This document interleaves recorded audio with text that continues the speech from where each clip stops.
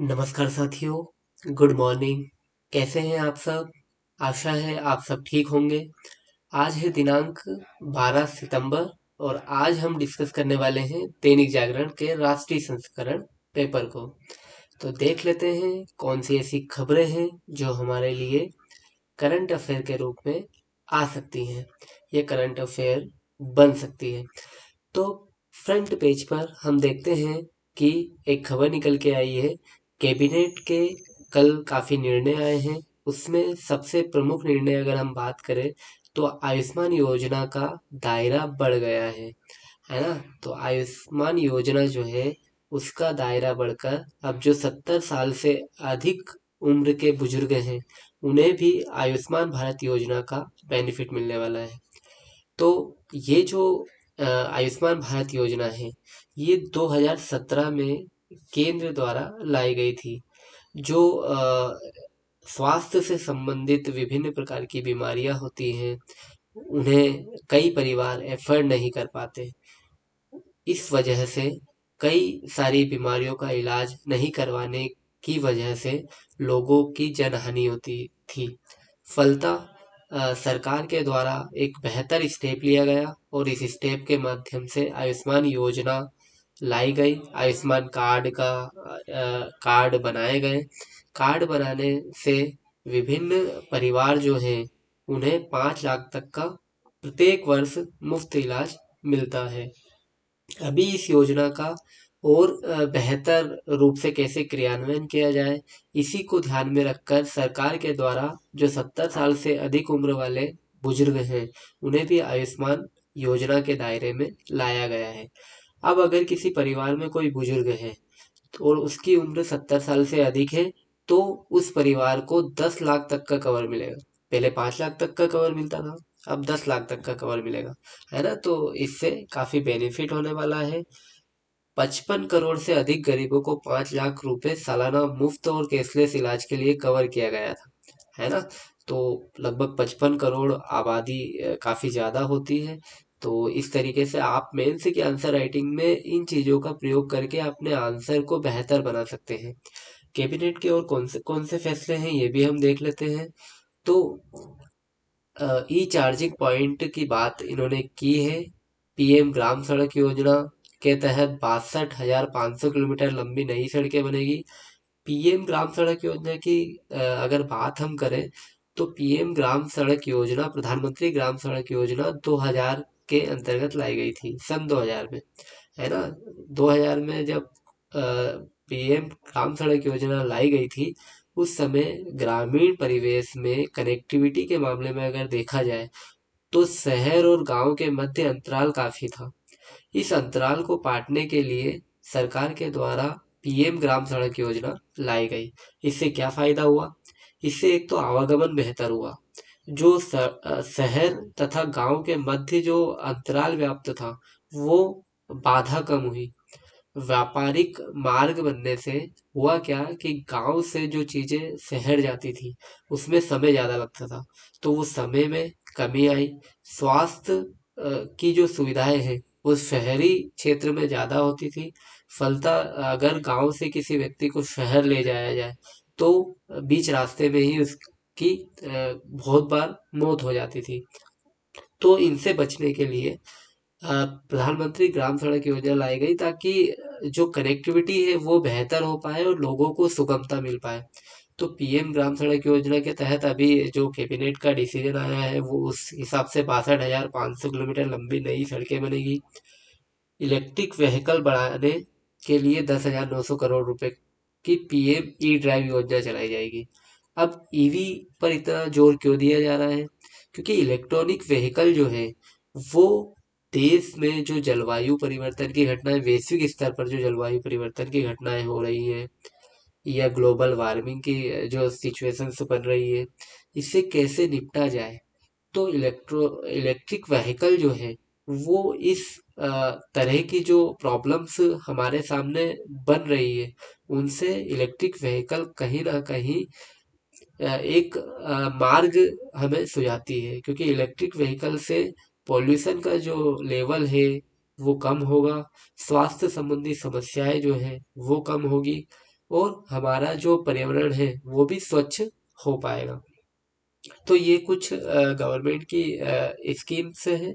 एक mission mission मौसम करके भी उन्होंने लॉन्च किया है। मिशन मौसम जो है वो पृथ्वी मंत्रालय के अंतर्गत आता है। और जो मिशन मौसम इन्होंने स्टार्ट करने की जो बात की है, ये जो जलवायु से संबंधित या मौसम से संबंधित जो पूर्वानुमान है, इसको लगाने में बेहतर कारगर सिद्ध होगा। जल विद्युत परियोजना को लेकर भी काफी प्रयास किए जा रहे हैं। सरकार की लगभग 12,461 करोड़ रुपए की मंजूरी मिली है। जल विद्युत परियोजना पर क्यों फोकस किया जा रहा है? क्योंकि जल से विद्युत का कैसे उत्पादन बढ़ाया जाए। क्योंकि जल से अगर विद्युत का उत्पादन बढ़ाया जाएगा तो कोयले पर हमारी निर्भरता कम होगी। कोयले पर निर्भरता कम होगी तो जलवायु परिवर्तन जैसी समस्याएं, ग्लोबल वार्मिंग जैसी समस्याओं को कमतर किया जा सकता है। तो ये सरकार के कुछ इनिशिएटिव अभी लिए गए हैं। आगे हम चलते हैं और कौन सी ऐसी खबरें हैं। अवैध मतांतरण। अब यहाँ पर हमें समझने वाली बात यह है कि अवैध मतांतरण होता क्या है।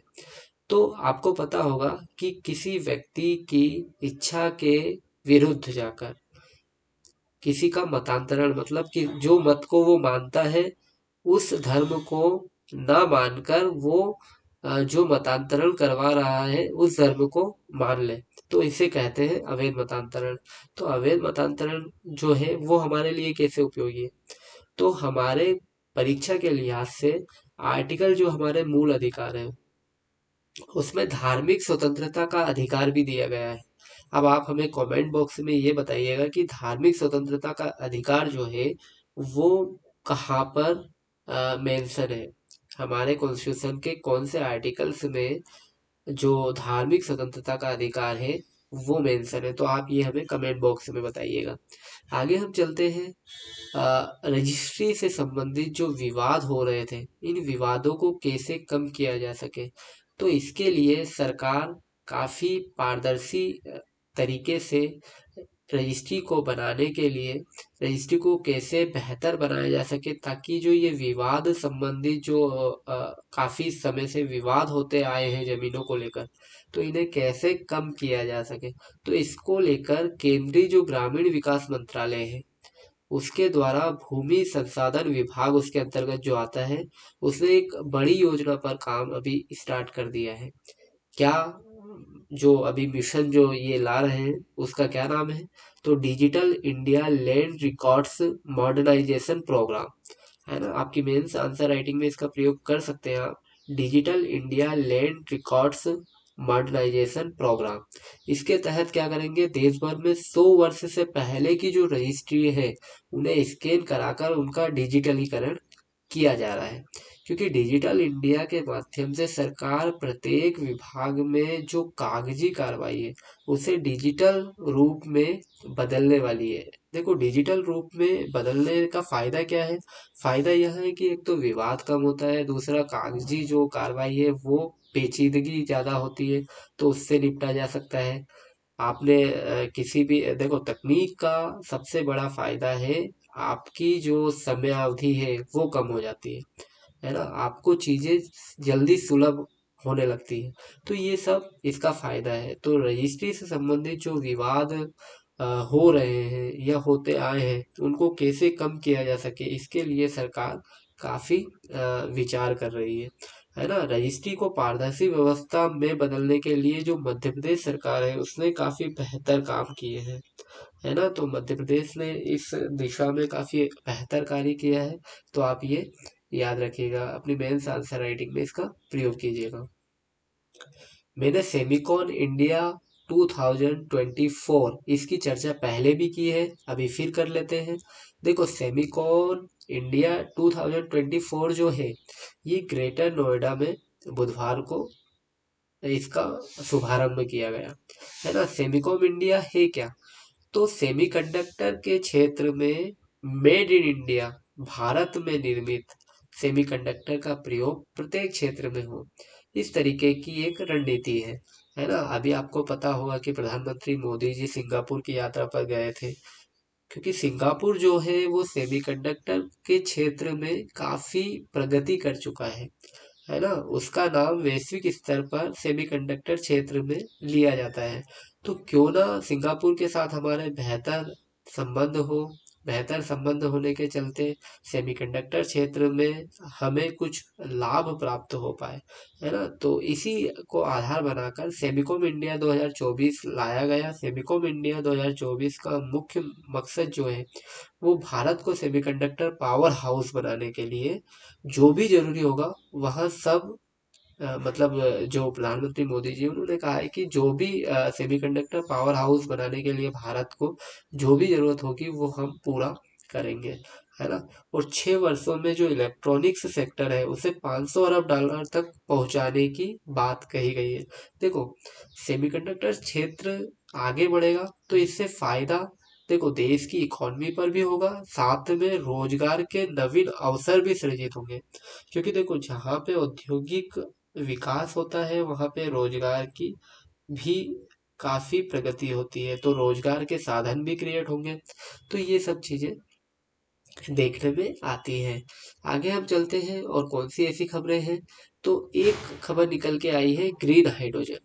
अब देखो हाइड्रोजन जो है वो एक ऐसा ईंधन है जो हमारे पर्यावरण या वातावरण में काफी उपयुक्त मात्रा में पाया जाता है।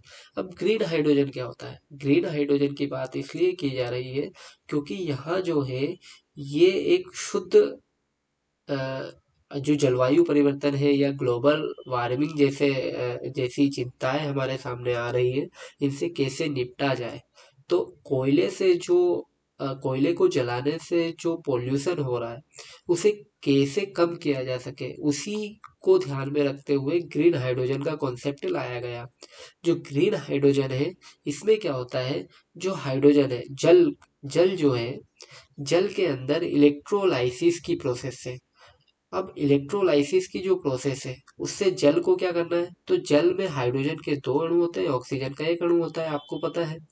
तो जो जल होता है इसमें क्या करते हैं, जो अक्षय ऊर्जा है या नवीकरणीय ऊर्जा जैसे कि आप सौर ऊर्जा देख लीजिए, है ना, या पवन ऊर्जा देख लीजिए, इसके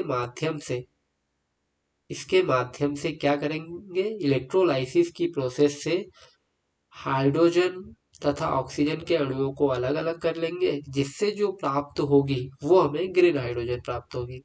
अब जब ग्रीन हाइड्रोजन प्राप्त होगी तो उसका जो प्रयोग है वो स्वच्छ ईंधन के रूप में किया जा सकता है। तो इस तरीके से ग्रीन हाइड्रोजन का कॉन्सेप्ट आपको समझ में आया। ग्रीन हाइड्रोजन का सीधा सा मतलब है कि भैया जो जल है H2O जो है उसे हम इलेक्ट्रोलाइसिस की प्रोसेस से विभाजित करेंगे और हाइड्रोजन जो है उसे प्राप्त करेंगे, इसे ही ग्रीन हाइड्रोजन कहते हैं। पर ग्रीन हाइड्रोजन में एक चीज आप याद रखिएगा कि ग्रीन हाइड्रोजन में हम जो ऊर्जा का प्रयोग कर रहे हैं इलेक्ट्रोलाइसिस की प्रोसेस के अंतर्गत, वो हम अ, कोयले से बनी ऊर्जा का प्रयोग नहीं कर रहे हैं। हम किसका प्रयोग कर रहे हैं, हम कर रहे हैं अक्षय ऊर्जा का, जैसे कि पवन ऊर्जा हुई, सौर ऊर्जा हुई, इसका प्रयोग हम ग्रीन हाइड्रोजन के हाइड्रोजन ग्रीन हाइड्रोजन बनाने के लिए कर रहे हैं। तो ये आपको पता हो। अब भी वायुसेना का विमान ओमान में ईस्टर्न ब्रिज अभ्यास के लिए शामिल होने जा रहा है ना। तो ईस्टर्न ब्रिज आप याद रखिएगा किसके साथ हमारा जो अभ्यास है वो है ओमान के साथ। इससे पहले अगर हम बात करें तो अभी तरंग शक्ति हुआ है जोधपुर में, है ना, तो इसको भी आप याद रखिएगा, है ना। जितने भी हमारे अभ्यास होते हैं उन्हें थोड़ा सा आप ध्यान में रखिएगा। इलेक्ट्रॉनिक सेक्टर की अगर बात की जाए, एक खबर इलेक्ट्रॉनिक सेक्टर से आई है ना। 150 अरब डॉलर से भी ज्यादा का आज भारत का इलेक्ट्रॉनिक सेक्टर है ना। तो इलेक्ट्रॉनिक सेक्टर के बढ़ने से इकोनॉमिक ग्रोथ होती है, इलेक्ट्रॉनिक सेक्टर के बढ़ने से नए रोजगार का सृजन होता है ना। समाज की जो आर्थिक स्थिति है वो संपन्नता की ओर बढ़ती है। ये सब चीजें इलेक्ट्रॉनिक सेक्टर के बढ़ने से होती है। आगे हम चलते हैं तो राष्ट्रपति जो हमारी द्रौपदी मुर्मू जी हैं उन्होंने उत्कृष्ट सेवा के लिए 15 नर्सों को सम्मानित किया है। अब यहाँ पर ध्यान देने वाली बात यह है कि नर्सिंग पेशेवर जो है उन्हें राष्ट्रीय फ्लोरेंस नाइटिंगेल पुरस्कार दिया जाता है।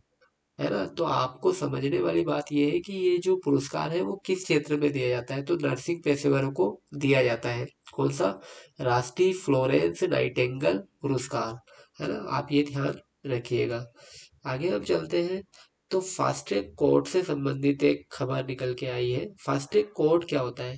देखो, ऐसे कोर्ट में काफी मामले लंबित है। आपको भी पता है, हमारे हाई कोर्ट या सुप्रीम कोर्ट की अगर हम बात करें या लोअर कोर्ट की हम बात करें। अब फास्ट ट्रैक कोर्ट क्या होता है? अगर कोई जघन्य अपराध से अ, किसी व्यक्ति ने जघन्य अपराध किया है, दुष्कर्म किया है, यौन उत्पीड़न किया है, तो ऐसे लोगों को किस तरीके से जल्दी सजा दी जाए, ऐसे आरोपियों को किस तरीके से जल्दी सजा दी जाए, तो सरकार के द्वारा फास्ट ट्रैक कोर्ट का निर्माण किया जाता है। फास्ट ट्रैक कोर्ट जो होता है वो किसी भी कार्रवाई को जल्द से जल्द पूरा करती है और सजा देने का कार्य करती है। तो अगर फास्ट ट्रैक कोर्ट में निपटारे की बात की जाए तो महाराष्ट्र जो है वो अव्वल नंबर पर आया है।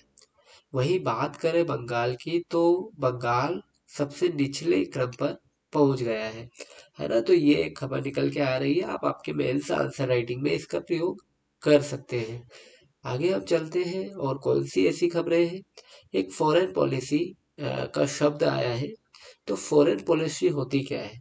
देखो, फॉरेन पॉलिसी का सीधा सा मतलब होता है हमारे देश का संबंध अन्य देशों के साथ किस तरीके से है, हम उनके साथ कैसी नीतियों का निर्माण कर रहे हैं, है ना। कौन हमारे बेहतर संबंध रखने वाले देश हैं, कौन से देशों के साथ हमारे संबंध बेहतर नहीं है। तो यहाँ बात अगर हम बात करें तो हमारे विदेशी संबंधों में अमेरिका के साथ संबंध, आतंकवाद खत्म होने तक पाकिस्तान के साथ कोई बातचीत नहीं होगी, तो मतलब पाकिस्तान के साथ हमारे विदेशी संबंध कैसे हैं, है ना।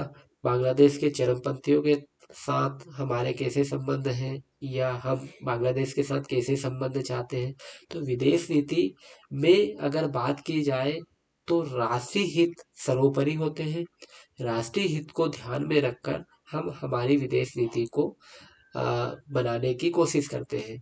विदेश नीति जो होती है वो राष्ट्र के हित को ध्यान में रखकर बनाई जाती है।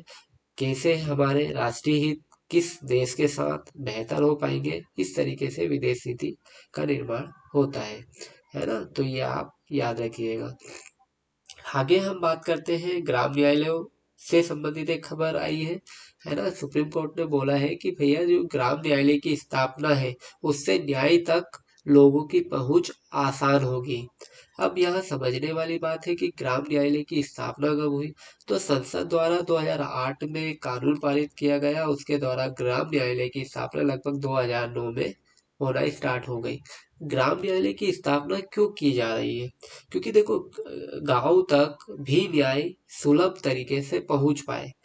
विकेंद्रीकृत शासन व्यवस्था जो है, या जो हमारा संघीय ढांचा है, लोकतांत्रिक देश में क्या होता है, विकेंद्रीकृत शासन व्यवस्था लोगों तक, अंतिम व्यक्ति तक न्याय की पहुंच सुलभ हो, इसीलिए ग्राम न्यायालयों की अवधारणा लाई गई, ताकि गांवों तक भी लोगों को न्याय मिल पाए। तो आपको यह समझने वाली बात यह है कि ग्राम न्यायालय क्या होता है, ग्राम न्यायालय की स्थापना कब हुई, कौन से एक्ट के द्वारा हुई, ग्राम न्यायालय क्यों लाया गया, उद्देश्य क्या था, ये सब चीजें आपको पता हो, है ना। तो ये आप मेंस के आंसर राइटिंग में इसका प्रयोग कर सकते हैं, है ना। आगे हम चलते हैं, ईडी की बात हो रही है। ईडी को मैंने पहले भी समझा दिया है। ईडी की अगर बात की जाए तो प्रवर्तन निदेशालय जो है वो धन शोधन जैसी कार्रवाई, या जो विदेशी मुद्रा में इलीगल कार्य होते हैं उनसे संबंधित, है ना, मनी लॉन्ड्रिंग से संबंधित ऐसे केस को ईडी देखती है ना। तो ईडी के बारे में आपने समझ लिया। आगे हम चलते हैं। पहले भी मैं ईडी के बारे में काफ़ी कुछ चीज़ें आपको बता चुका हूँ। आप प्रीवियस ईयर में भी जो मतलब प्रीवियस जो पेपर में डिस्कस किया हुआ हूँ उसमें आप वो चीज़ें देख सकते हैं, है ना। पीएम ई ड्राइव योजना, ये मैंने पहले अभी फ्रंट पेज पे डिस्कस आपको करवा दी है। फिर से मैं बता देता हूँ कि इलेक्ट्रॉनिक व्हीकल की जो संख्या है उसे बढ़ाने के लिए सरकार के द्वारा पीएम ई ड्राइव योजना लाई गई है। इसमें क्या होगा, इसमें सरकार ट्रक, टेम्पो, दोपहिया वाहनों के लिए सब्सिडी देगी और चार्जिंग स्टेशन भी लगाए जाएंगे। देखो अभी सबसे बड़ी दुविधा जो है लोगों के मन में, वो चार्जिंग स्टेशन को लेकर है कि भैया हमने ले तो ली गाड़ी, बट अगर हम दूर के सफर पर गए तो चार्जिंग स्टेशन नहीं मिला तो क्या होगा, है ना। तो चार्जिंग स्टेशन जितने बेहतर तरीके से, सुगम तरीके से व्यक्ति को मिल पाएंगे, तो लोगों को इस दिशा में आकर्षित करने के लिए चार्जिंग स्टेशन एक मतलब बेहतर एक अपना जो योगदान है वो दे सकता है, क्योंकि चार्जिंग स्टेशन लगेगा तो व्यक्ति के अंदर एक मजबूती आएगी, व्यक्ति के अंदर विचार आएगा कि नहीं भैया हमें इलेक्ट्रिक व्हीकल लेना चाहिए, क्योंकि पेट्रोल डीजल से एक तो सस्ता भी है, दूसरा चार्जिंग स्टेशन भी सुलभ है ना। तो ये आपको पता हो। एक मिशन मौसम की जो बात है ये भी हमने कर ली है। मिशन मौसम जो है वो पृथ्वी विज्ञान मंत्रालय के अंतर्गत आता है। इसके अंतर्गत क्या होगा कि जो जलवायु से संबंधित या मौसम से संबंधित जो पूर्वानुमान है उनकी सटीक जानकारी मिल पाएगी, है ना।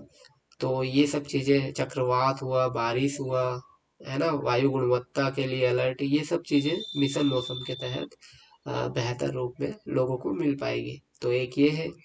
आगे हम चलते हैं तो एमएसपी की बात की जा रही है। एमएसपी क्या होता है, तो एमएसपी की अगर हम बात करें तो एमएसपी जो है वो मिनिमम सपोर्ट प्राइस से रिलेटिव है। मिनिमम सपोर्ट प्राइस क्या होता है भैया, तो जो किसान है उन्हें जब उनकी फसल आ जाती है तो उन्हें उचित दाम अपनी फसलों का कैसे मिले, इसके लिए सरकार क्या करती है, जब फसल बुआई का समय होता है उसी समय मिनिमम सपोर्ट प्राइस रख देती है कि भैया ये मिनिमम सपोर्ट प्राइस पर हम खरीदेंगे।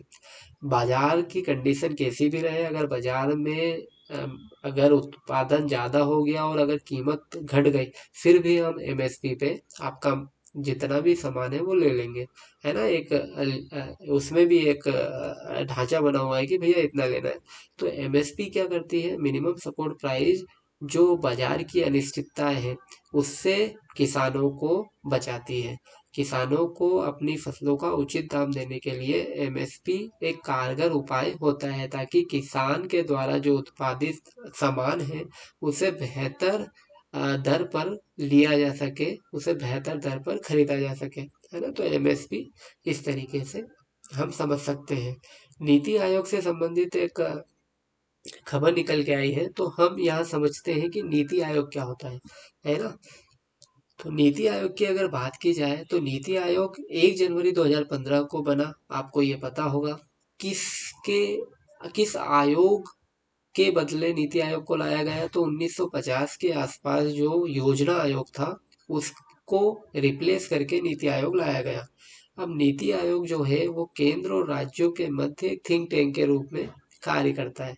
थिंक टैंक कैसे, ये शिक्षा, स्वास्थ्य आदि से संबंधित विभिन्न अनुशंसाएं केंद्र को भी देता है, राज्यों को भी देता है, और उस आधार पर योजनाओं का निर्माण होता है ना। तो नीति आयोग के अध्यक्ष की अगर बात करें तो कौन होते हैं, प्रधानमंत्री मोदी, है ना। प्रधानमंत्री मोदी जी नीति आयोग के अध्यक्ष होते हैं। उसमें कई सदस्य होते हैं, राज्यों का भी इसमें पार्टिसिपेशन होता है, अर्थात पूरा एक विकेंद्रीकृत शासन व्यवस्था का यहाँ पर स्वरूप दिखाई देता है ना। तो नीति आयोग यह एक गैर संवैधानिक संस्था है, मतलब संविधान के अंतर्गत इसका कोई वर्णन नहीं है। तो ये खबर निकल के आई है। आगे हम चलते हैं तो आपने एक टाइफून यागी का नाम अभी खबरों में सुना होगा। तो आप ये याद रखिएगा कि यागी जो तूफान है वो कहाँ आया है, तो वियतनाम में, है ना। ये आपको पता हो। जापान में भी अगर मैं बताऊं तो जापान में अभी शानशान नाम का एक तूफान आया है, उसको भी आप याद रखिएगा। रूस यूक्रेन हमले की आप पहले से काफी चर्चा सुन चुके हैं, तो हम इस पर ज्यादा डिस्कस नहीं करते हैं, है ना। रूस यूक्रेन में जो युद्ध हो रहा है। तो आगे हम चलते हैं। 11 तारीख को 9/11 अमेरिका हमला, उसको याद किया गया है।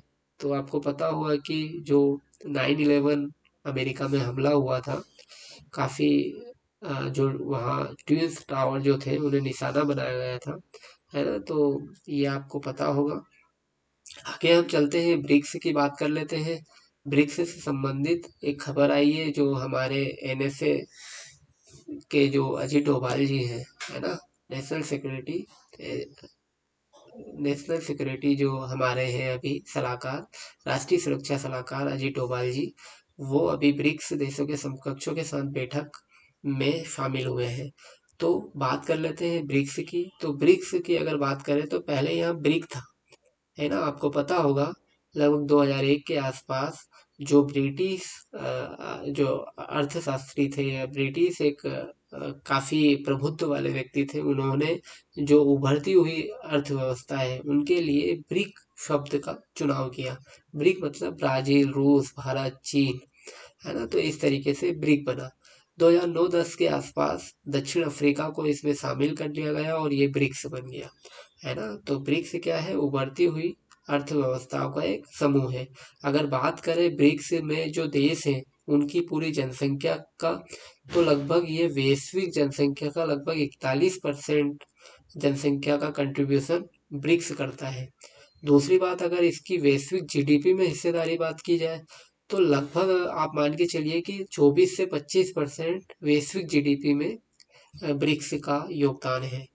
अगर व्यापार की बात करें वैश्विक व्यापार में, तो लगभग 14-15% वैश्विक व्यापार में ब्रिक्स की भागीदारी है ना। तो ये चीजें आप मेंस के आंसर राइटिंग में इसका प्रयोग कर सकते हैं, है ना। आगे हम चलते हैं तो यूनाइटेड नेशन जो है, यूनाइटेड नेशन की जो महासभा है उसकी अध्यक्षता कैमरून के पूर्व प्रधानमंत्री फिलेमोन यांग ने संभाली है ना। तो ये आप पता हो।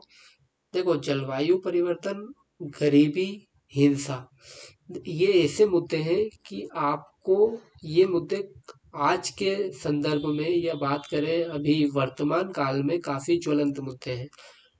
हम बात करें जलवायु परिवर्तन की, तो ये वैश्विक स्तर पर एक चिंता का विषय है, गरीबी भी एक चिंता का विषय है। तो इस पर समाधान जो है वो वैश्विक स्तर पर सभी देशों को मिलकर कहीं ना कहीं ढूंढना होगा, क्योंकि ये ऐसे मुद्दे हैं, क्योंकि इन मुद्दों का अगर सही तरीके से समाधान नहीं हो पाया तो यहाँ एक भयानक रूप ले लेते हैं, और ये किसी राष्ट्र के अहित को भी कर सकते हैं। तो ये चीजें जो यूएन के जो अभी महासभा के जो अध्यक्ष बने हैं उन्होंने कहा है कि भैया इनका समाधान जो है वो आपसी वैश्विक स्तर पर बैठकर इनका समाधान निकाला जा सकता है। स्पोर्ट्स से देख लेते हैं कौन कौन सी खबरें हैं। कोई ऐसी इम्पोर्टेंट खबर स्पोर्ट्स में अभी आई नहीं है, अगर अगले पेपर में कोई आएगी तो जरूर हम डिस्कस करेंगे। आगे हम चलते हैं और कौन सी ऐसी खबरें हैं देख लेते हैं। देखो, जलडमरू नदी को पार करने वाले पहले व्यक्ति जो है वो मिहिर सेन थे। 1966 की अगर बात करें तो जो भारतीय तैराक मिहिर सेन है, उन्होंने डार्डानेलेस जलडमरू नदी को तैरकर पार करने वाले दुनिया के पहले व्यक्ति बन गए थे। दूसरी बात हम करें हिस्ट्री से, तो सारागढ़ी की जो लड़ाई है उसमें वो कब हुई थी? 1897 में, है ना। तो आप ये याद रखिएगा। आगे हम चलते हैं और कौन सी ऐसी खबरें हैं देख लेते हैं। तो आज का जो पेपर है वो हमने पूरा डिस्कस कर लिया है। आज जनसत्ता पेपर नहीं आया था, हमारे पास समय मिल नहीं पाया, तो हमने दैनिक जागरण का जो राष्ट्रीय संस्करण है उसे हमने डिस्कस किया है। आपको बेहतर खबरें जो है वो हमने आज दे दी है। आपको ये खबरें बेहद अच्छी लगी होगी। आपको जो करंट अफेयर है या जो बेसिक अंडरस्टैंडिंग कैसी होती है पेपर को पढ़ने की, ये आपको समझ में आई होगी। कैसे हमें पेपर पढ़ना चाहिए ये भी आपको चीज़ें समझ में आई होगी।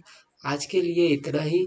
अगर कोई आपके सवाल हो तो हमें कमेंट बॉक्स में लिख के ज़रूर पूछिएगा, हम उसका आंसर देने की कोशिश करेंगे। आज के लिए इतना ही। Thank you very much.